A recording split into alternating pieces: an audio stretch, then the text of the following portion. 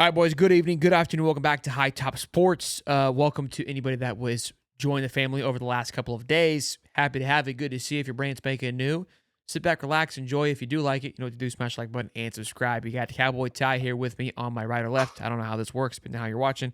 And myself, Shelton, here with High Top Sports. Now, today we've got a little bit to talk about. We've got the Canadian Open coming up.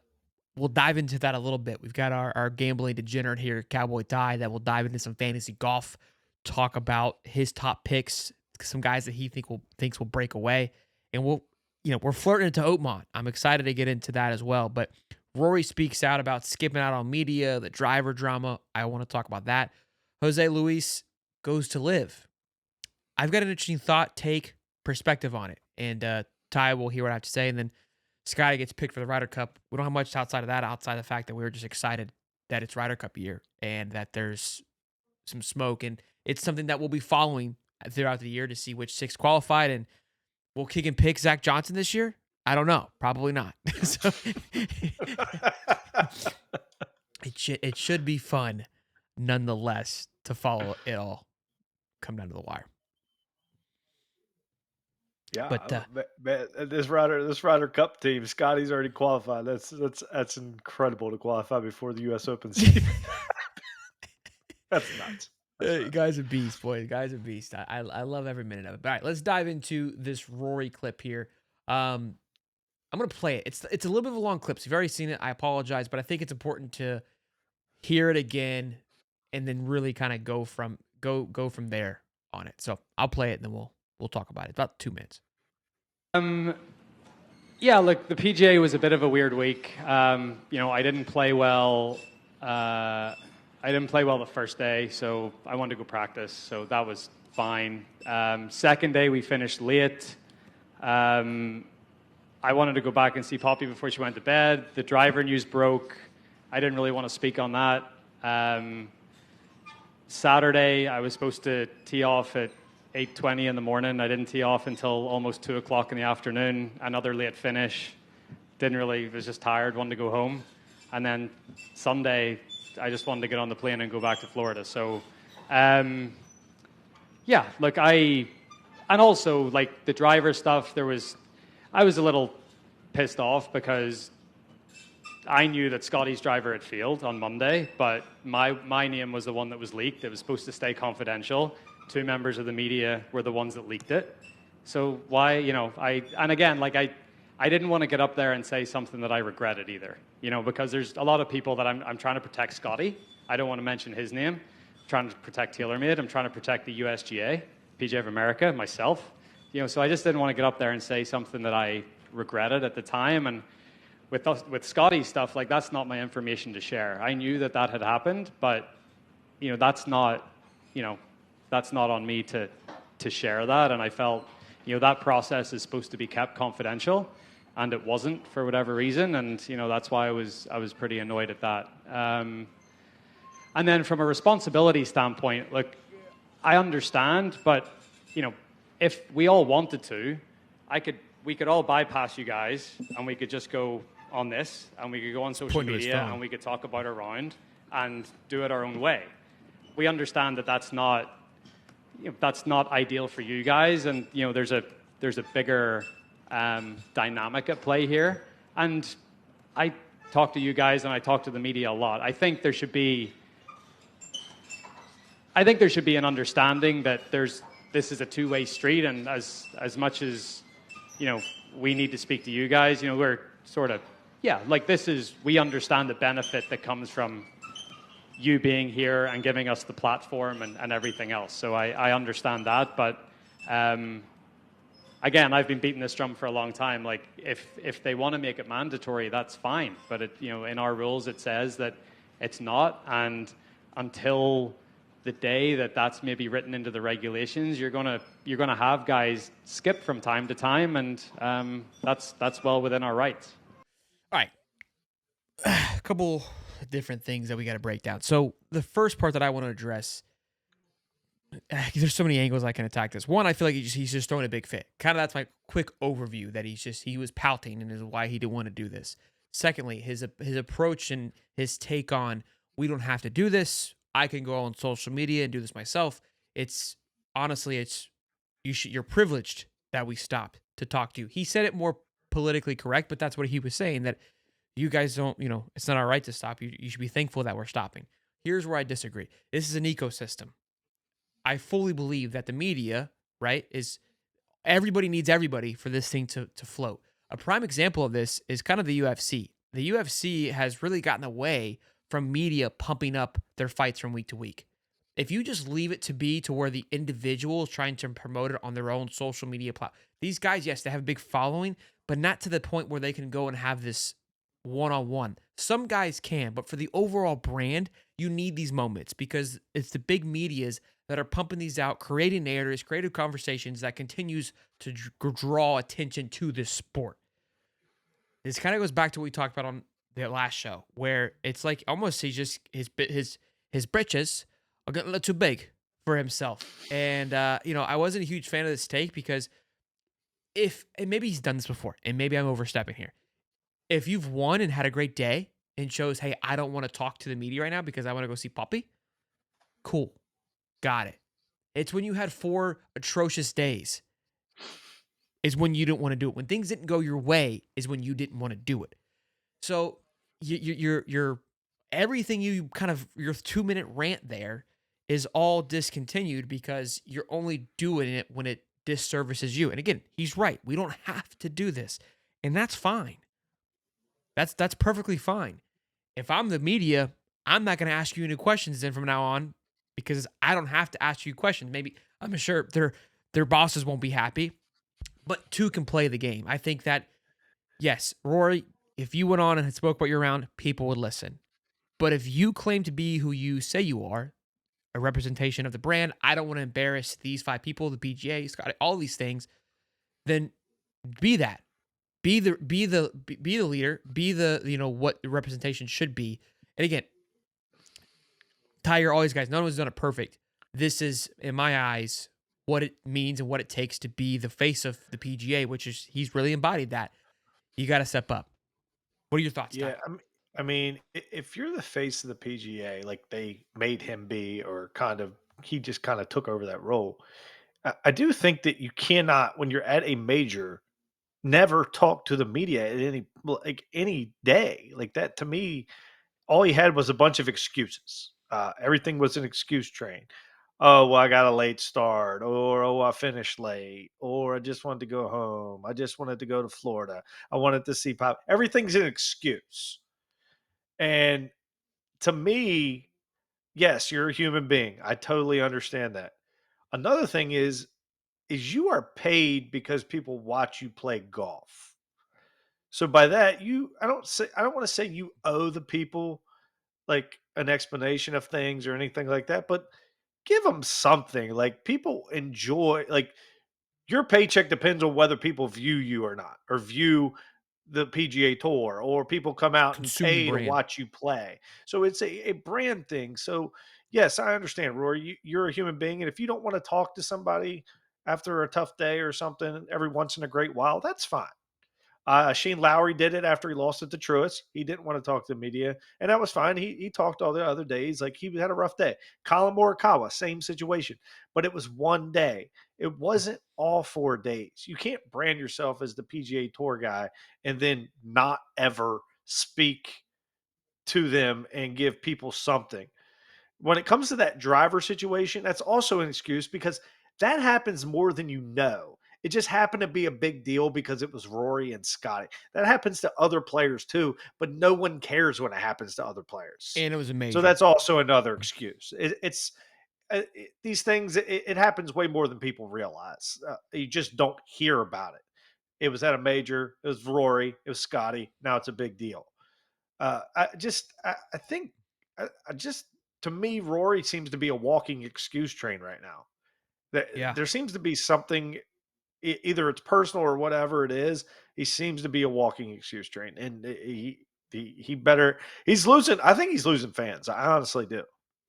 Yeah. I just Look, I think it's something kind of light bulb went off. It's like this was a major. This wasn't the Honda Classic or the Guinness Invitational. I mean, this was a major, and you skipped all 4 days. And look, I do recall Colin Morikawa do it, and I mentioned this. I was meant to say that during my rant was like I expected that from a Colin Morikawa. Like that's a Colin Morikawa kind of type of move. He also isn't the face of the franchise, right? Like there's, and again, you may say like, oh, well, Roy shouldn't be held to that standard. That's sorry, I don't make the rules. When you're the face, and this is why Anthony Edwards going to the NBA says I don't want that pressure. I don't want to be the face. I don't want to deal. Like I want to be able to do what I want and not be held to a non-existing standard. I get it. Look, and it's okay if you miss one day, 4 days, and you had just 4 lousy excuses. You were pouting. You were mad. You didn't want to be there. You haven't been locked in since you won the Grand Slam. Let's just call it what it is. Yeah, I don't know. Wasn't great. It wasn't the best answer. And then again, this is coming off the back of the skipping the Memorial. Like you don't want to go play there because your feelings were hurt because you want to get back to Poppy. Like all of a sudden you want to be. And again, I'm not saying he's a bad dad, but like all of a sudden you want to just like clock in. And I get being a dad as I get older. It's a little harder. I mean, that could be it too. I don't know. Yeah, I'm not taking a shot at him as that standpoint because I do understand that. Like, they're Yeah, still human beings. that was the only one But that I condoned. Was the yeah, Poppy and one. I agree. I mean, it's once again, Rory's done this before. He did it at the U.S. Open when Bryson beat him. It's right. He missed a short putt on 18 and he left. He could have got up. I understand you're mad you lost the US Open, but he easily could have got up at that stage and said, I shouldn't have missed that putt.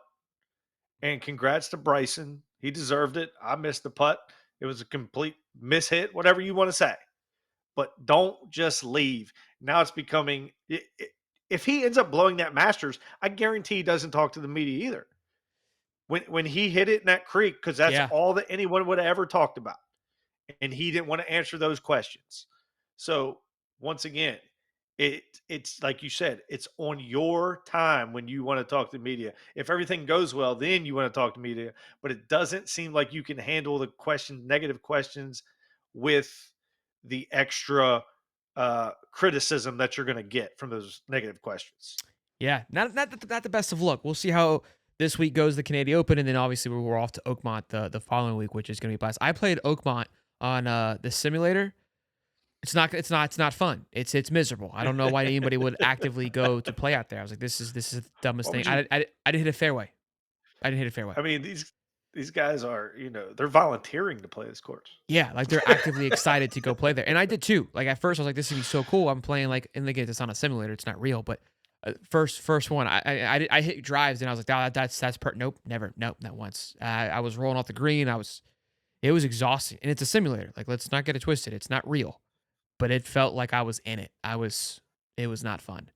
Um, I shot like an 87, Not- which doesn't sound bad, but like you have to understand, like you don't putt, so you can kind of fix the system a little bit. It was yeah. 112. It was every bit of 112. Okay, I'm not going to shy away from what happened. It What was it was. yeah, it was bad. All right, let's get into why Ty's here. Why we pay him the big bucks. Fantasy golf, which listen, I think a lot of people get dialed into it. I'm pumped for the majors. It's every 4 years. I play like in a little pick'ems, and maybe what I'll do if we got a little bit of a following, maybe we'll plug that here. I mean, I don't control it. You just send the money in and it locks your picks in. During the Masters, this thing gets it rolling. But you pick 5 golfers. It's tier golf.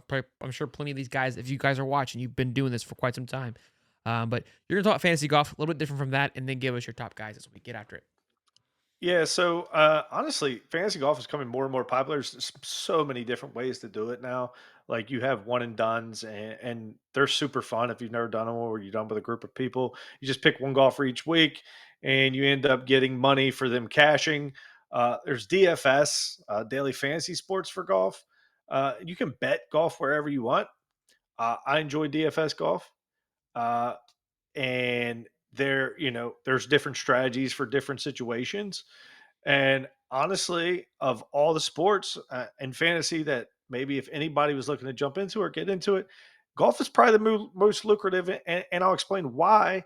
Is because when you pick a fantasy team and you play fantasy football or whatever, you need your quarterback to throw the ball to your receiver. When you play fantasy golf, you have one guy who swings the club every single time. No one else swings it. He don't need anybody else to do anything. He swings the golf club. So this is why it's my favorite fantasy sport to play. It's 4 days. You get 4 days of entertainment. It's great. It's good stuff. You can win some money. But jumping into it, guys that I've really liked this week that could pop off. I think Sam Burns is very close. Mm. He's been putting the lights out, but he's slowly but surely coming back. He hasn't he had lost with his irons in about 10 straight tournaments, and he's starting to get that iron game back to where it's almost at a zero gaining strokes against the field. And if he gets that just in a little bit of the plus, I think Sam Burns is going to compete top five situation. In Canada, I think Taylor Pendrith is always a big situation. Taylor Pendrith just finished fifth. I think he finished fifth at the PGA, and he finished 12th last week, the Memorial. So tough golf courses. He's playing good. He's in his home. These Canadians definitely want to win this tournament. Yeah. And a couple like just rando guys that people might not know or may not use. Christopher Goddard is a guy that is a sleeper guy for me this week. He absolutely smokes it, but he's starting to figure out how to play on tour. He won the 21-22 Haskins Award, which goes to Player of the Year. Uh, he, I think he's finished top 20 in his last 5 events or somewhere around there. He looks like he's about to break through. He's got one tour victory. Another guy, you're going to love this. Ricky Castillo. He is a Florida grad. He's a young kid. He's only like 21, 22 years old. You're in your bag. You're a degenerate. Absolutely smashes the ball off the tee. He No Nick hits Taylor it good. love? I do like Nick Taylor. Don't get me wrong. I'm just trying. I can't give you everybody. I can't give you all the guys. Okay. I All give right. you some sleepers. I do like some. Played Nick well Taylor. last week, man. Rolling into this thing hot and heavy. Yeah, I mean he's Canadian Open. He's won it a year ago. Yep. He's in one of the craziest events that ever was when Nick Taylor won it because Yeah. Adam Hadwin got body slammed trying to congratulate him. The Yeah. security guard just takes out Adam Hadwin, laid him out. Makes like a 60-footer to win it. Yeah, he makes a 60-footer. Hadwin comes out to spray him with champagne, and the security guard Zach Thomased him right into the ground. I mean, he smoked him. Leveled him. Yeah, it was good stuff. Good stuff. But yeah, a little sleeper guy. Ricky Castillo, man, he's a great guy, great golfer. Hits it well. New young kid, the new young guys hit it far, find it, hit it again, putt it. He's got the game. He's a very good golfer, and I knew you'd like that because he was from Florida.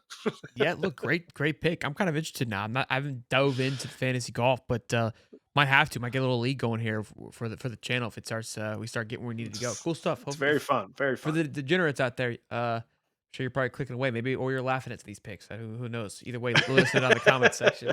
We'll talk about next week. I'll tell you if I like him or not. This one is interesting to me.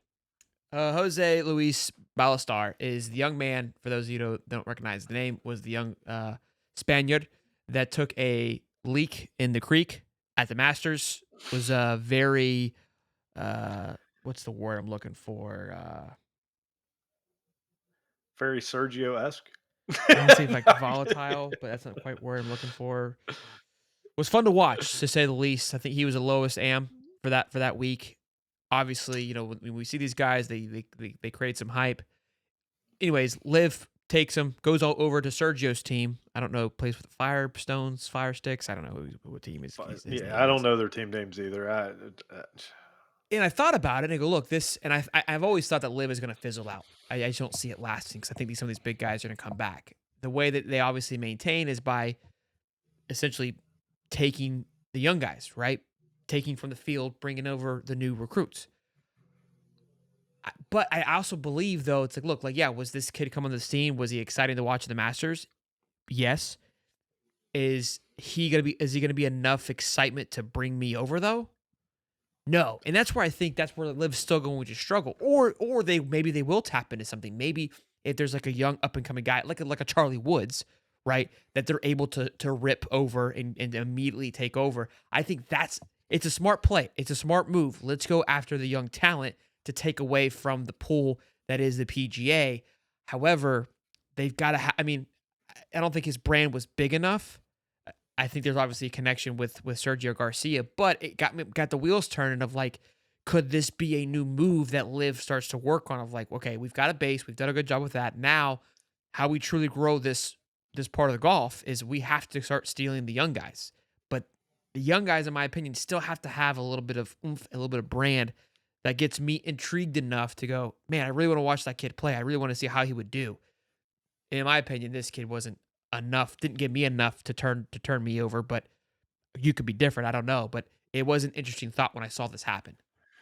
Well, golf's a little different than football. Like when we see these kids play, college football, like Travis Hunter, and if Travis Hunter was going to go play over at a world league, like we'd be like, oh, that'd be pretty cool to see Travis Hunter play. But Correct. golf's different because you got to earn your spot. You don't get to see him a lot play college golf.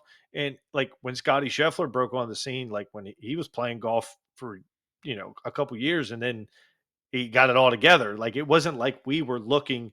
It's hard to break on like Ludwig did, for instance. Ludwig jumped onto the scene, won right out of the gates, and everyone knew who he was. Yep. Golf's a different kind of sport than that. I think this has a lot to do with the Sergio Garcia, the Spaniard over there. Maybe John Rahm had a little something to say. I don't know. Maybe they persuaded him to there. But once again, I don't think this is I don't think this is going to help Live go any. They need to be worried about getting off the CW local network or whatever they're on Amen. anymore and worry about maybe getting a TV deal because I can tell you they don't have nowhere near the viewers that the tour does. And it's just I don't think people really enjoy watching it. I don't know. Maybe it's like a team aspect. That's not really golf's good for a team aspect in like 1 or 2 weeks, like we do with the Ryder Cup, which we're going to talk about. Yeah. But when you do a team every event, but you're also playing against a guy, I think it's kind of odd. I think it's Weird. kind of weird. I think people just go to party, and that's honestly what I think they go for. Uh, And to see it see just, people. Yeah, it's like a charity event. It's like it's like yeah, Make a Wish Foundation. yeah. I mean, it Come hang out is, with and us it's for a like weekend. the only guys that they've really brought over that I can really be excited about were Bryson and Rom, Yeah. and Bryson was one of the first, which I would say he probably like he's good at it, but Cam I Smith think too, he but would he's rather be on fallen tour. off since he's left. So And it's I was going to say Cam Smith, but I think he was persuaded by Greg Norman, who he looked up to because they both ah, played. They were, and I think that when Greg Norman was the spokesman over there and he was getting it going, like he persuaded Cam Smith to come over. Also, I mean, I just don't see the. I'm also with you. I don't see Liv surviving. I mean, they have the money; they can run as long as they want. That's not the issue. I just don't see enough. It hasn't gone forward how I would expect them to with the, you know, like how they tried to brand it. I was talking with my soccer buddies today because there's soccer. Some guys at work they watch it. It's every day. There's so many leagues. I don't know nearly enough about it, but we're watching Ronaldo, who had a goal by the way, going to the finals and whatever cup they're playing in. But we talk about MLS. They're talking about the Saudi Arabia league, and these are all things similar to Live, right? And they obviously have a ton of money to keep these things going. But MLS, even with Messi, it's better, right? The viewership is better, but and again, I think my thought process is like, look, they'll be able to probably withstand and hold because the money is just endless, and you'll be able to build it. But at the end of the day, it's the legacy. Like it's what makes the other sports great is that winning the MLS Cup is never going to mean anything. Maybe it will, maybe in 20 years, but right now, next 5 doesn't mean it. Winning the Live Cup champion, whatever the heck it is, doesn't mean anything. Like there's just zero value to it. So it's like it doesn't feel. It's an exhibition every single time. Like there isn't true like what we feel when you're watching the Masters, like the emotion that Rory showed by winning the Masters. You're never gonna have that. That's why we watch sports. We want to see the heartbreak. Exactly. We the Live, in my opinion, Live's biggest competition right now is YouTube golfers. That's their competition. You're not wrong. the You are not wrong. the YouTube golfers that are putting together their own invitationals and all the that's more exciting to watch because we relate to those guys. We watch them on a regular basis. That's who they're competing with, and they're not playing for any title outside of. We know that there's gonna be great smack talk, a great rivalry, and you're like your favorite content creator is going to be against some of your other favorites, and you're like, I knew he was better than them. I don't care that you're Yeah. better than Phil on a Sunday finishing on 13. I don't care. Well, those content creators, you like get to see them, and you got to get kind of get in touch with them a little bit by like by that I mean like you get to kind of feel for their personalities. Like on Live, like you don't see them, like they're just not on TV. They're no one cares to watch it. Yeah, I don't care to watch you just go play 9. Like, it's cool every now and then, but because of the accessibility to, again, content creation, content creators, And a lot of these guys are dogs. I mean, they're freaking good. So it's not like I'm just watching this guy hack You're not across wrong. the course. You're like, yo, and they're playing badass courses, and they're one of us. Like, it's the same exact thing. So LIV, figure it out. You're competing with the wrong person. I may have just gave you the blueprint. I don't know, but man, just fixing everything here for you guys. If you guys need me, give me a call. Listen, I'll take a LIV Live, deal. live YouTube. Don't subscribe. Oh, brother. We just started 3 days ago. We got more followers than Live. Oh man, Ryder Cup. This is not much to talk about it, but Scotty Scheffler's already qualified for the Keegan Bradley team. This weekend will be something that we monitor and watch. So congrats to Scotty. I love it. I'm excited that he's obviously part of our team. We've got to get it. We got to get that thing back. It will be interesting to see, especially with the drama that Rory has been dealing with, the Keegan Bradley drama from last year. Bryson DeChambeau is playing out of his mind. He can be part of that team, right? Yeah. Who's that? So they can pick Bryson. Actually, Bryson. I think, But he can't qualify for it, right? He can qualify Oh, if because he he wins plays in the majors. Yeah, But it's a but he is not in there at the moment. Actually, gotta play- he's he's gotta third. I'm finish- sorry. He's actually third, and he's only played 2 tournaments. That's wild. But because he finished very well and healthily in both of them. So I'd love for him to qualify. I think he would be great. If not, you got to pick him. The guy's playing out of his Oh, mind. I mean, you're not going to see what Zach Johnson did. I assure you, Keegan will pick Bryson regardless. Yeah, There I don't is think not- I mean JT and Jordan. I don't know if I'd take any of them. I mean, it all just depends. I mean, September's a No, long way away, but one of them may not make it. I know they love playing on it. They both bring a fiery power, but it's going to be interesting. Those guys have been, I would say, staples of that team. But I don't know who we you could put see in some over. first timers. I think JT could make. I think JT would make it. I would not think Spieth would make it, but Ben Griffin is making a run. Yeah, he's playing well. He's making a case. Andrew Novak is also making a case. I mean, these guys are they're close to qualifying regardless, but they're making a case to also be captain's pick. So it's going to be interesting to see what Keegan does. If Bryson doesn't qualify, which he might anyways, but once again, it should be a good team, and I think Keegan will put it together correctly. He's not going to have any live hate or anything like that. He will put the players that he thinks he should put on, and He's got a everyone wants point to to see prove. Bryson. He's got Yeah. a point to prove, and Bryson's electric. He's great. I mean, I think his energy is. I'd love for Keegan to pick himself. Right. That would be sick. I wouldn't 12 hate pick. I select me. I wouldn't hate it. He's allowed to do that. He can pick himself. And he needs to pick himself. I'm all in. Unless there's some guys playing really, really good, it's like, hey, you're not playing better than them. But if it comes down to the wire, it's like, hey, I think I'm playing. I hope it's like he picks. Keegan's I playing hope, pretty good. I hope he picks JT, and then like the 12th spot, it's between him and Thomas. He picks himself. Thomas is actually in right now at the 4 slot. He's playing better. Look, both guys are playing better. I'm being a little harsh, but I just feel like they haven't really given me that luster lately. I just don't.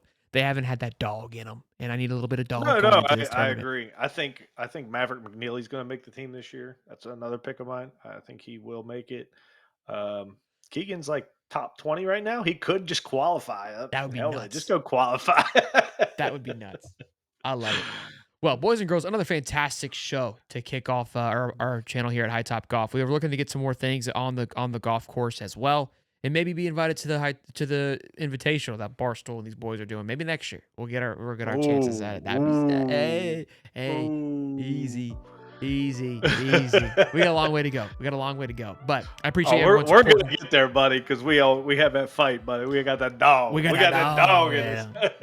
Y'all be sure to smash the like button, subscribe. Thank you for the comments and your takes and your thoughts on the last couple of videos. Much appreciated. As always, that's Ty. I'm Shelton. Until next time, boys. Peace and love, baby.